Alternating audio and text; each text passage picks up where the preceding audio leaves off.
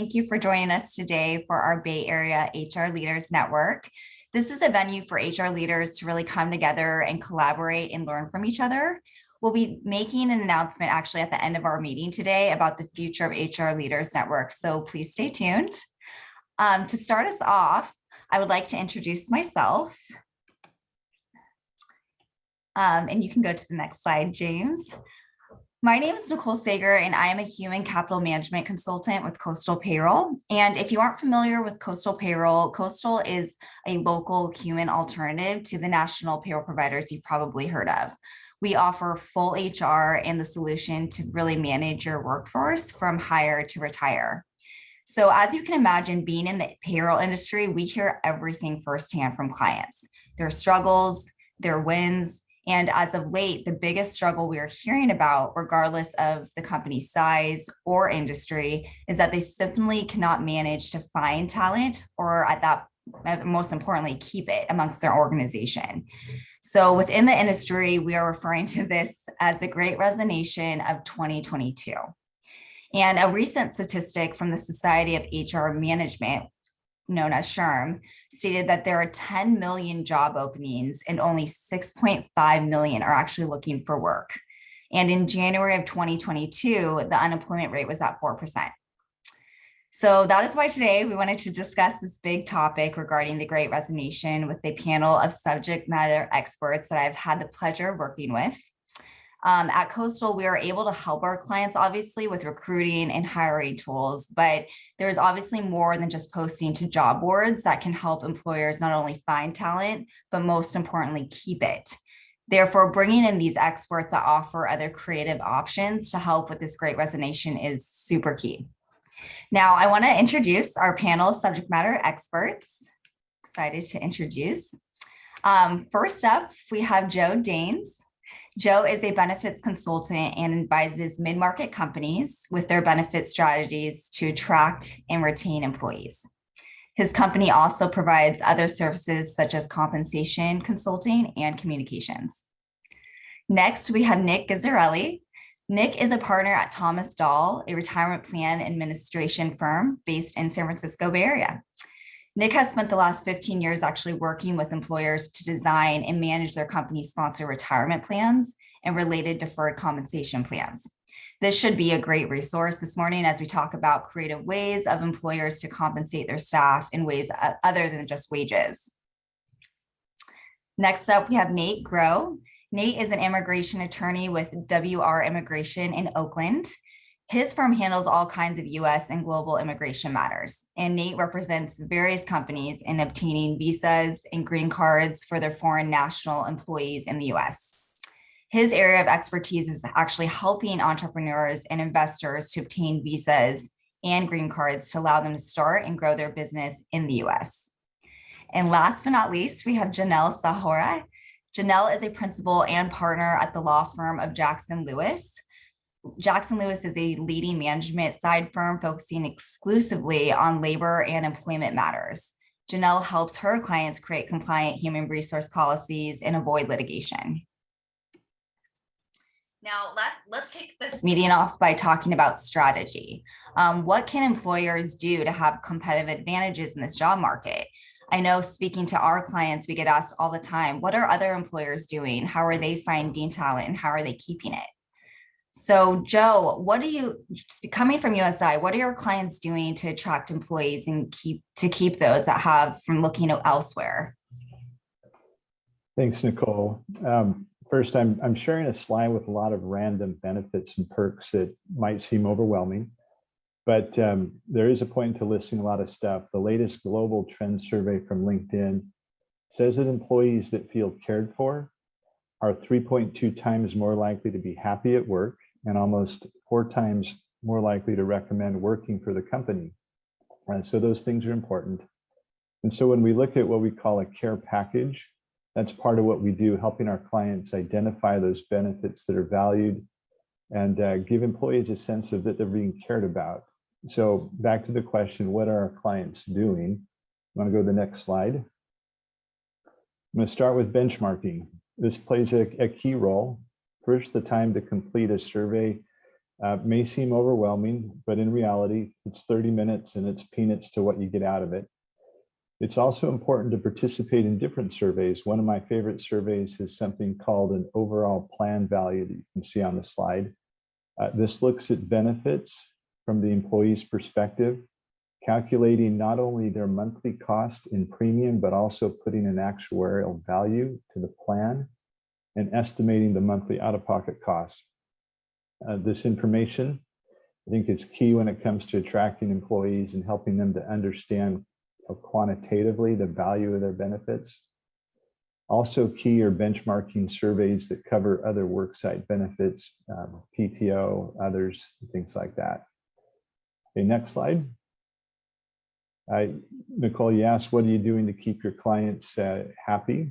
I want to emphasize the importance of communications.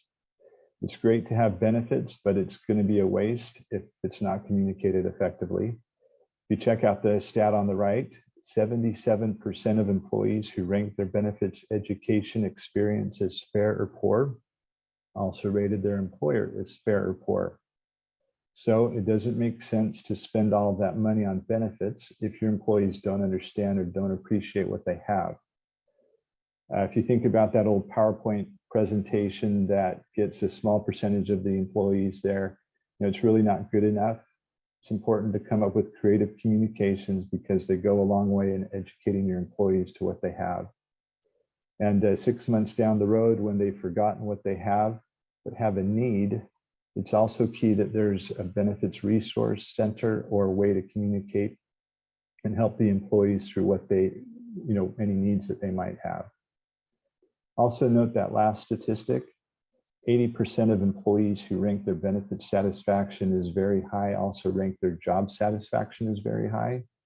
So with that, I'll conclude by saying take a real look at benchmarking data, understand how you compare favorably or unfavorably to your peers, and also make sure there's a good communication strategy to let employees know what they have, how to access it, and what the value of it is. Thanks, Nicole. Yeah, no, thank you, Joe. Those are all really good points. Nick, I know you talk a lot about creative compensation with working with employers to address staff retention issues. Can you elaborate on what you mean and share what you're seeing the most successful employers doing to remain competitive, especially in this market? Yeah, thanks, Nicole. And you're right. Creative compensation is something that has really come up a lot over the last probably about 9 months or so, as disruption in the employment industry is causing employers to disrupt the way they attract and retain and compensate employees. And so we're seeing a wide range of responses from employers when either trying something new, trying to mix things up, or just trying to keep going the way that they've been going historically in maintaining a workforce.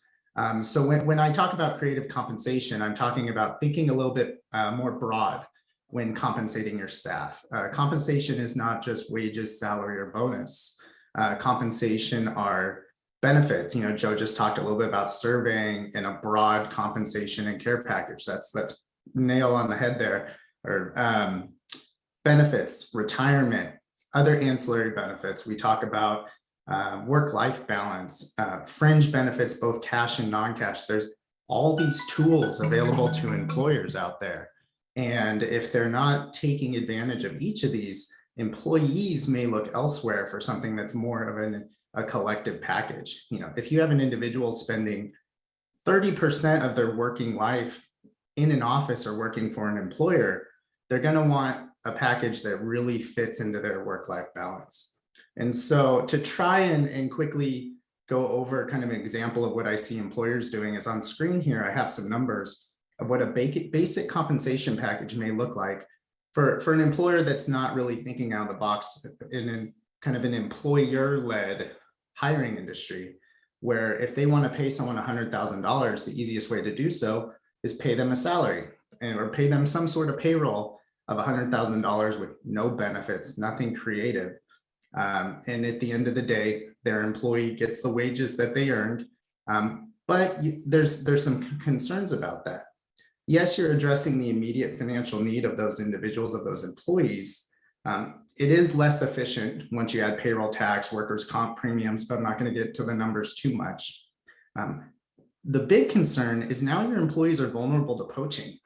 It's what if someone else offers them $101,000 as a wage?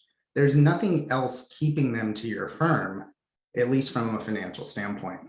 And there's no vesting or seniority benefits, meaning if they're with you for 10 years, unless you're giving them good raises each year, there's nothing sticky about this package here.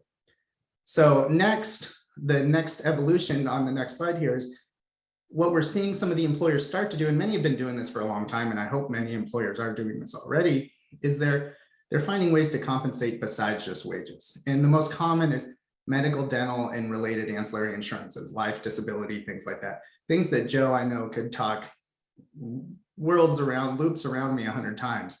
But we're seeing employers doing that, and they should already be doing that. And if they're not, they should really talk to someone to really get an opinion on what they could be doing here. But that $100,000 compensation package can be broken up into wages and benefits. And looking at medical dental, right off the bat, you're still paying your employee $100,000 in the total package. And you get a little bit of a savings on the payroll costs and the workers' comp premium because those wages are no longer flowing through payroll. So there is actually a little bit more, there's an efficiency item there as well. But it does address the largest employee concern, and that's medical, and that's insurance, that's health. They are still vulnerable to poaching because this is not by any means the most creative compensation package that we're seeing out there. And also the vesting and seniority benefits is not really there yet. So this is a step up, but there's what we're seeing the best practices or the most innovative employers doing is they're bringing on even more besides just wages and insurance. So on the next slide here, I'm going to compare what we call the enhanced and the kind of an optimized compensation package. Is employers are taking it one step further and they're saying, okay, we need to offer wages, bonus, payroll, whatever we want, whatever type of compensation package. We need to offer a competitive wage. We need to offer insurance. We need to offer medical, dental, life, disability, a full range of voluntary or included insurance options. We need to offer a retirement package. We need to offer fringe benefits. These can be cell phone allowance. These can be cash and non-cash. I kind of lumped in there things that are work-life balance and perks that maybe aren't necessarily recognized as wages to the employee, but just make the work-life balance better or the on-site job experience better. This includes perks related to remote working. You know, there's a lot of things out there that employers can provide. And over the 9 months, the most successful employers are really looking into this as a way to attract and retain new talent or just make their existing talent happy so that they want to stay. And of course, from a financial standpoint, as soon as you get away from wages, you start to save on payroll taxes, workers' comp, and other things that are tied to your bottom line payroll. And so it becomes more and more efficient.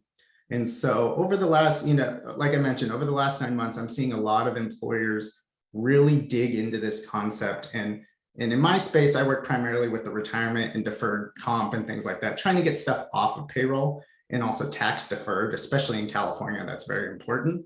So we're seeing in the strategy can be different for everyone. So there's no simple, hey, you should do this, you should do that. I may see a tech company that offers student loan matching in a 401k plan because they want to attract new young talent. And so they know that's going to be a very valuable benefit to those individuals who can simultaneously save for retirement and pay off their student loans. And whereas I'm seeing larger pension plans or profit sharing plans with long vesting schedules for employers that really value seniority and longevity and want to hire workers who are going to really value that benefit and stick around for 20 plus years. So there's many tools out there. And if I could say anything, employers should use this disruption as an excuse or as a reasoning to disrupt or at least review what they're doing in their hiring practices. Thanks, Nicole. Awesome. Thank you, Nick. That's really enlightening. And for those of you just joining, I know we're covering a lot of information today. So if you do have questions, we are doing a Q&A at the end of the webinar and we'll address all questions. So yeah, piggybacking off of, Nick and Joe's topics, I couldn't agree more. Offering benefits in a creative compensation is a competitive advantage, especially in this market right now. I know at Coastal Payroll, we have noticed that clients that aren't are for offering these items are having a much harder time keeping talent, no doubt. However, I do want to switch gears here. Nate, I know, how are you seeing the effects of the Great Resignation in your corporate immigration practice? And what are some solutions that you are finding from clients who are seeking to hire and retain their foreign national employees? Thanks, Nicole. Well, we are certainly seeing the effects of the Great Resignation in the immigration world. And I'm not sure the labor market for foreign national employees has ever experienced anything like what is going on right now. When companies are not finding US workers for open positions, a natural place to look is for workers that come from other countries. Many of my clients are dealing with the volatility and the labor shortages that they're seeing by opening up the pool of potential candidates and by considering more foreign national candidates. And some of my clients are doing more now than they've ever done before to sponsor employees for immigration benefits in order to keep them happy. So this first slide, in thinking about solutions for hiring and retaining foreign national employees, I think we must first take a step back and think about what's important to foreign nationals and what are their priorities. So this slide shows your typical US workers' priorities: compensation and culture, flexibility, opportunities for growth. All of those are priorities for foreign national workers as well. But foreign nationals have to have additional priorities. They have to worry about job security because their ability to remain, to live and work in the US is tied to their job security. If they lose a job, they have to look at leaving the US. They're worried about sponsorship for a non-immigrant visa. If they want to be here long-term, they're worried about green card sponsorship. And if they're married, they may also be worried about getting work authorization for a spouse. And I'll give you just a quick example from a recent conversation that I had. So just for context here, I work with a number of mostly Bay Area-based companies, and I help them get visas and green cards for their foreign national employees so that they can live and work in the US. And my clients reach out to me when they're looking to hire a foreign national that needs visa sponsorship, and they ask me for assessments. And recently I had a client reach out and say that they were looking at a candidate who recently graduated from a US master's program. And in the past, when a client reaches out about a recent graduate candidate, this has typically been a very quick and straightforward exchange. But this client said that the candidate wanted to have a call and had some questions. That's not too unusual, but when we got on the Zoom with this candidate, it was a very long list of questions and demands. When will the company sponsor me for this category? If that doesn't work out, can we do this category as a backup? Can we do that category as a backup? How does that compare to these other companies that have also offered me? You know, this other company is willing to do me. Can you guys do the same? Can we start a green card right away? That's in the past has not been typical to start a green card process right away for somebody fresh out of a degree program. And they kept going back to other companies I'm interviewing with are doing XYZ. Are you going to do the same? In the past, companies could often hire foreign national employees and then work out the details and strategy for immigration benefits later. But now it is becoming more common for candidates and employees to insist on immigration benefits and then take another job or leave if they do not get them. I've spoken to lots of people since COVID who more and more are making significant career decisions based primarily on immigration considerations. So understanding how much many foreign national workers value immigration sponsorship, employers need to be able to make reasoned decisions about what they are going to pay for, what they're willing to do for foreign national employees, and what's not worth it, what goes too far. So I always recommend that companies develop a comprehensive immigration sponsorship policy that specifies exactly what the company is willing to do. And as part of this process, you have to budget and understand what steps come first, what steps come next, and how much is all of that going to cost? And is it worth it for the type of employee that you're looking to hire? It's beneficial for companies to figure this out in the abstract before they get demands from specific candidates or specific employees. And it's important for companies to understand all the costs and risks before they commit to a certain type of visa or green card sponsorship. What sometimes happens is you get a particular candidate that you want, or you get an employee that's highly valuable, that's asking for X, that's asking for immediate sponsorship for a perm green card, for example. And it's easy for the company, for the hiring, whoever's in charge of hiring, for recruiters to say, well, we really want this person, so we're going to do it. Without realizing that that has a spillover effect. Whenever you do something for one employee, as we all know, they talk. Other employees then come forward and say, well, you did this for this person. You should do it for me too. So as part of this process, you have to consider that and consider what is a reasonable risk and expense to take on. Is it reasonable to hire recent graduates who need to get H-1B status and they've only got 1 year to enter the lottery? The H-1B lottery is held once a year, and the number of people registering keeps going up. The number of H-1B visas stays the same. This year, perhaps, is a lower percentage than ever before of people getting selected for H-1B. You have to consider if the company is willing to look at candidates who are outside the US and need an immigration solution in order to get here and work. You have to consider what types of non-immigrant visas you're willing to sponsor and what is too much to deal with, too much hassle. What kind of green cards will you sponsor for? And what's too expensive, what's too much of a risk? And also very important, spouses and children. Some companies will pay immigration-related expenses for spouses and children, and some do not, and that makes a big difference to some employees. Let's go on to the final slide. So after you've got your policy, it's important then to make sure that recruiters who are out there looking for the candidates understand the policy and know what to look for.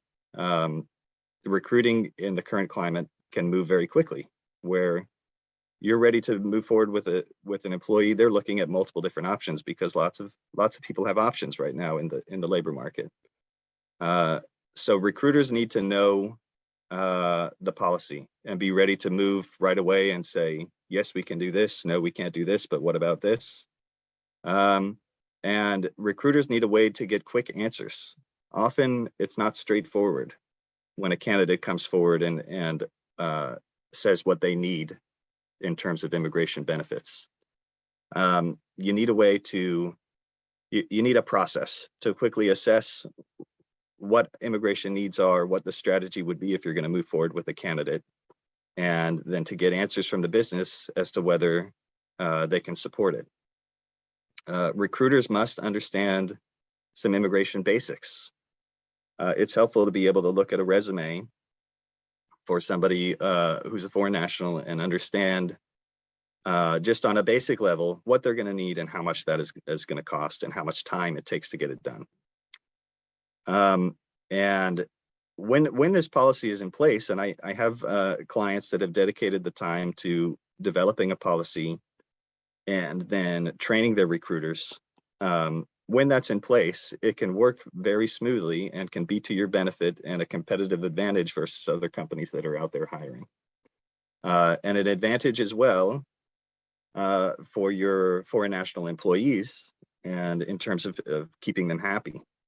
You know, when we get candidates that come from other companies and they're looking to transfer to our clients, we hear about their frustrations dealing with other immigration counsel and other employers in terms of understanding what they could be sponsored for, the timing, the cost, the risks. So with that, I want to turn it back over to Nicole, and thank you very much. Thank you, Nate. Awesome. So that lets me segue into Janelle. What are some legally compliant ways that employers can then retain talent or find new talent to help them accomplish these goals? Thank you, Nicole, and thank you, everyone else. I appreciate the opportunity to be a part of this panel this morning. So the Great Resignation, you guys have heard this, it's also a great opportunity to rethink how you're doing business. And, as we've heard from my other panelists, you can restructure your benefits, change the way you're paying people to increase competitiveness, recruit from other countries. And, fundamentally, it's also creating a more, within the US, a more a workforce where you're tapping into talents from other states and you're allowing people to work remotely, right? And so the employers that I work with are constantly trying to find new ways to recruit new talent. And one of the perks of that is that they are now looking to, California-based employers are looking to other states to hire and allow those folks to work remotely from their homes. But with that comes new challenges. When small companies are hiring people from other states, they have to take into account the other states' laws. And Nicole is nodding because she knows this very, very well, especially as it pertains to payroll taxes. With income taxes, generally, it's the employer's state of residence and any other state where the employee may work. And so you need to consult with a tax lawyer, your payroll consultant, and make sure that you're calculating income tax, state payroll taxes correctly. Some states provide tax or withholding credits if taxes are paid or withheld in other states. And increasingly, more states are taking the position that mere payment of any wages to an employee for work in the state is sufficient to trigger employer registration and withholding requirements. So just as you're hiring remotely in other states, just be very, very careful of payroll taxes. In addition, you need to pay attention to business taxes, registering in other states, licensing issues, and also paying unemployment taxes properly. Let's go to the next slide. And so again, you have to figure out which states' employment laws apply. And, you want to make sure you have an HR consultant, an attorney, or an expert that can help guide this process. But generally, if someone's working remotely from another state or in an office in another state, there's a strong argument that the laws of that state applies, not necessarily the laws where the employer is based. And so again, you've got to look at the particular laws in this, as you can see from the slide, there's a lot of things from paid sick leave, final pay requirements, PTO, background checks, all over the gamut in terms of what you need to make sure you're in compliance with, because each state has their own employee laws. And then there's also federal laws stacked on top of that. You want to make sure you're just checking all the right boxes and doing things properly. Let's go to slide 3. In addition, I'm seeing a lot of employees, just out of desperation or just for the sake of flexibility, hiring temp employees and using agencies to help them bring in people for, to fill in for someone on leave or pending until they hire someone permanent for a job, or even temp to permanent. And the benefit of that is you get great flexible hourly workforce. Sometimes you can bring people in as exempt from overtime, but you do have to be in compliance with laws. And again, temporary employees have the same rights as just your regular employees. And so you still need to make sure you're abiding by wage and hour laws and anti-discrimination laws and all other laws that apply to your workforce. And the reality is you and the temp employee agency might be viewed as joint employers under the law. And so if something goes wrong, the temp employee might come after you and the temporary agency that staffed them at your workforce. So you just want to be very, very careful that when you're bringing in temp employees, you're reviewing the contracts, the indemnification provisions, and you're doing everything within your power to make sure that you're abiding by the law. Sometimes people are I see people bringing in workers on a 1099 on a contract basis. And you got to be very careful here. I think over the last few years, California law has evolved in this area, as has laws in other states. In California, the presumption is that a contract worker is actually an employee and is entitled to all the benefits of employees. In California, there's this test called the ABC test that courts will often look to determine if someone is an employee or a contract worker. And they're looking at who's providing direction to the worker, whether the work performed by this person is outside the usual course of the hiring entity's business. And that's important. So if you, for example, as a law firm, if I bring in someone to be a contract worker at my law firm as a lawyer, to serve as a lawyer, our core business as a law firm is to provide legal services, and that's not going to fly under the law. But if we bring in a contract worker to do maybe accounting or recruiting, that might be okay, right? So you can't bring in a contract worker to do kind of your fundamental business and pay them on a 1099 basis. And you're also looking to see, whether the contract worker is engaged in, an independent business that focuses kind of on the type of work that they're providing to you and as part of your company. And so ultimately, there are creative ways to bring in different groups of workers, and you definitely want to consult with the experts to make sure that you do this right. But definitely lots of opportunity to create a more nimble workforce and happier employees. Thank you, Janelle. And I could not agree with her more. Having a full HR service at Coastal, we see it all the time when employers do, especially being in California, we all know that it's in a very employee-friendly state and not so much an employer-friendly state. So, hiring someone like Janelle or turning to your HR advisor or outsourcing that can really help with those decisions. So we have time right now for some questions, a little Q&A. At the bottom of your screen, you'll see a Q&A chat box. So please feel free to submit any questions that you have.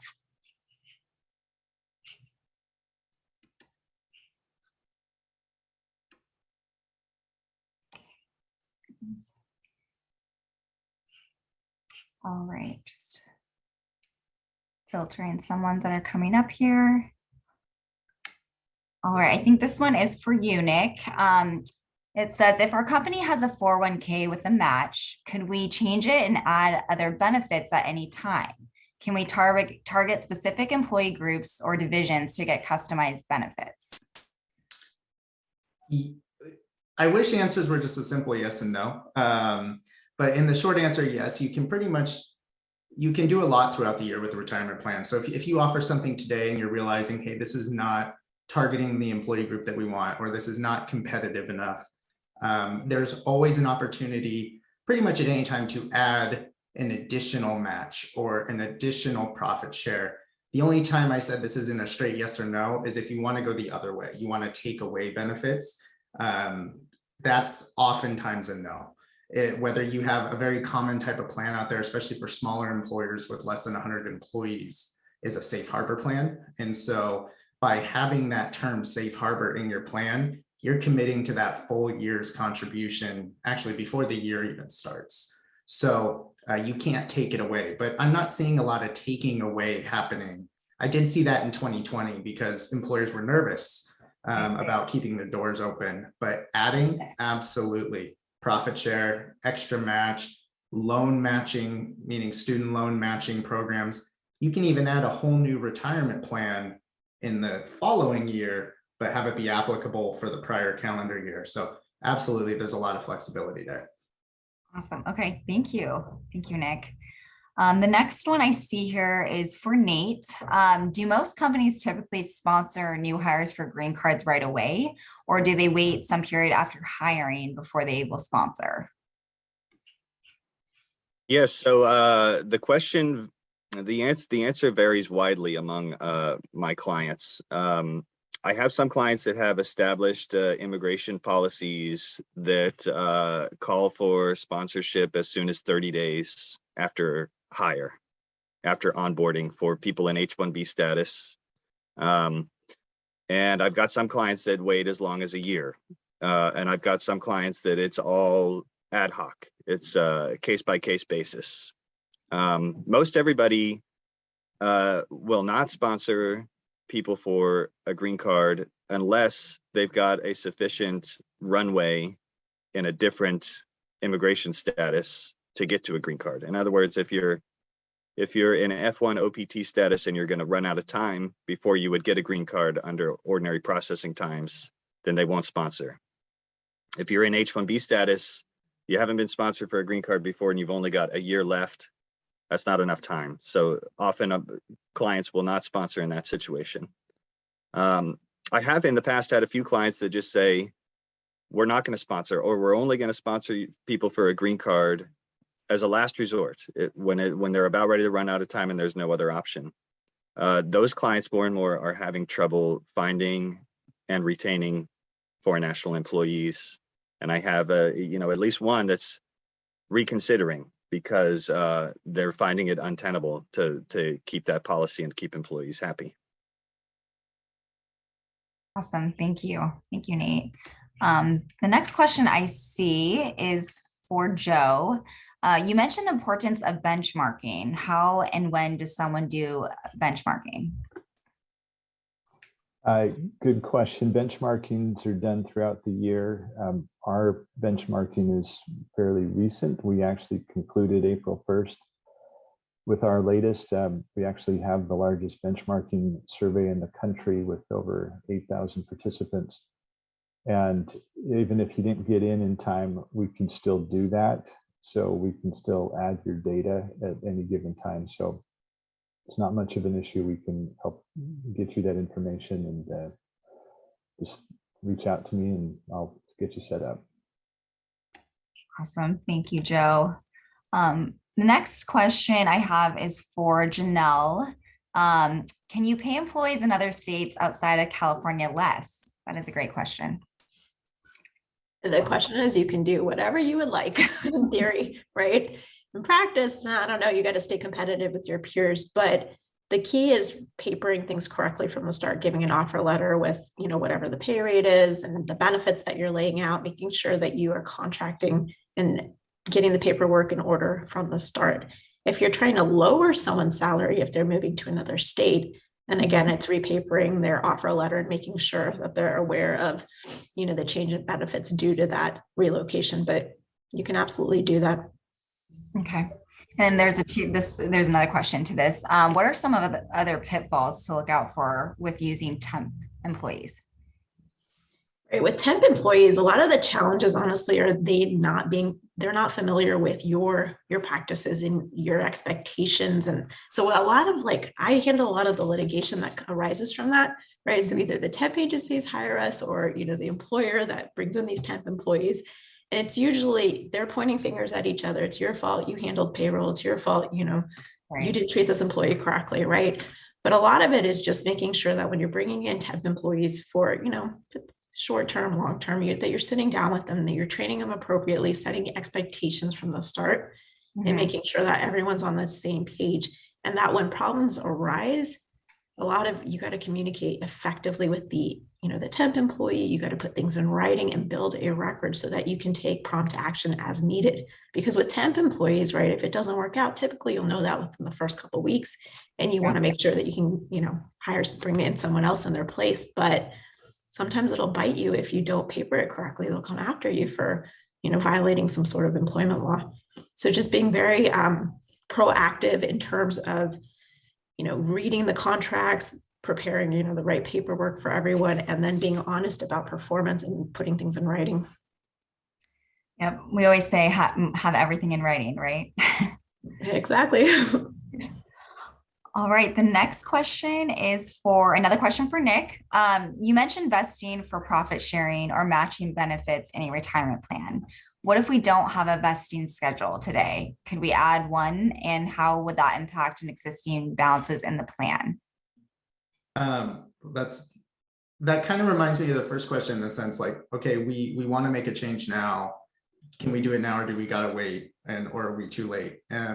You can absolutely change the provisions, including the vesting schedule. And just to reiterate, vesting has to do with how much of your money do you get to take with you if you quit or terminate employment for any reason.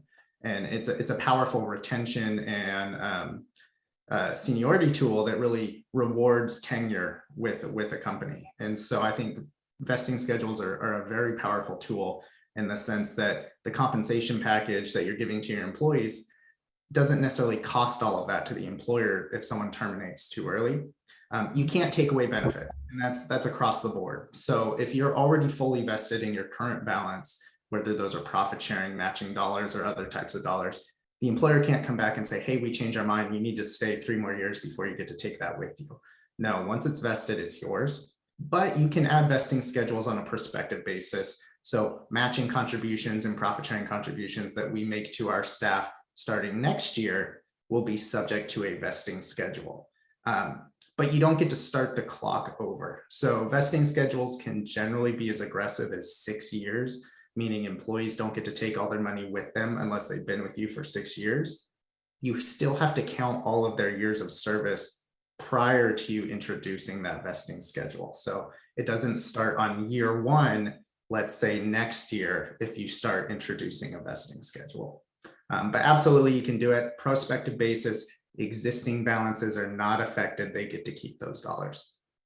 Okay, awesome. Thank you, Nick.